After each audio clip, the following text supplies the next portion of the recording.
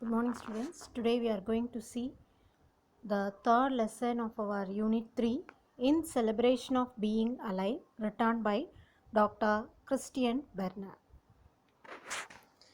Now we can see the introduction about the author, Christian Bernard. He was born in Christian Netherlands, 8th November 1922, Beaufort West Cape Province, Union of South Africa, and died on 2nd September 2001 at the age of 78, Paphos, Cyprus.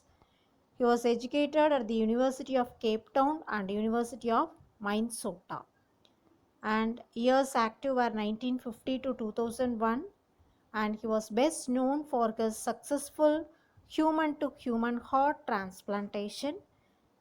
Then his medical career, he was a surgeon and he worked in the institutions of Groote Schuur Hospital, University of Minnesota. Then subspecialties, cardiothoracic surgery, heart transplantation.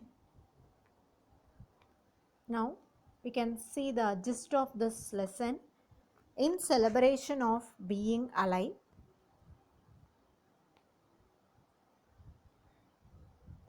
It is a story by Dr. Christian Bernard, the first person to perform a heart transplantation. The title sounds magical, right? Well, it is even more magical to think about the story for a while. We were so moved by this lesson at the time, but indeed it takes lifetime to understand the real thought. Dr. Christian Bernard narrated some of the most influencing experiences of his life in this story.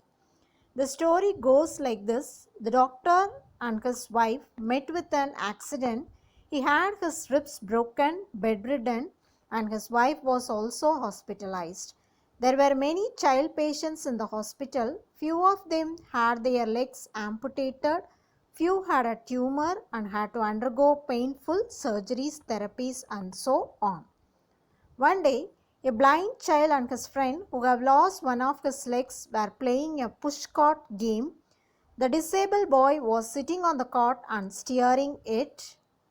The cart was drawn by the disabled boy, while the blind boy was pushing the cart.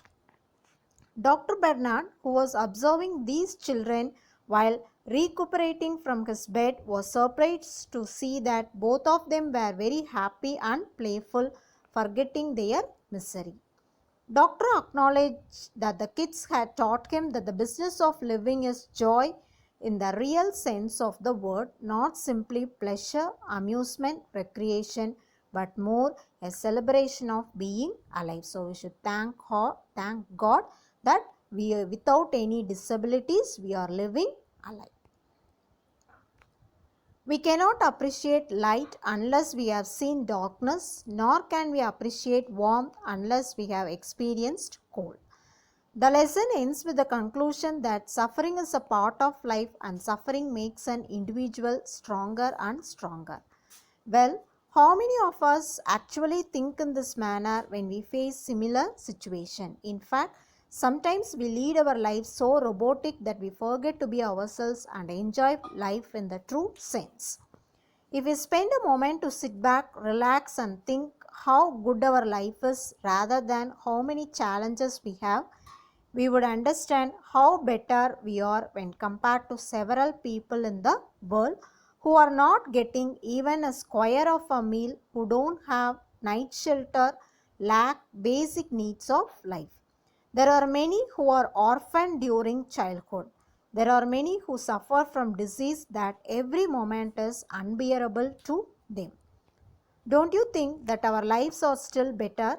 The point to ponder, every one of us have our own set of problems, and the beauty of life is to experience, learn, stand up each time we fall and celebrate every moment. Thus, optimism at its highest level.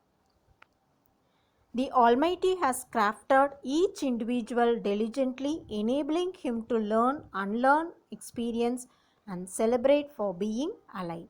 Life is just a sequel of experience. Let us learn to celebrate every experience, every moment, every breath of life and live in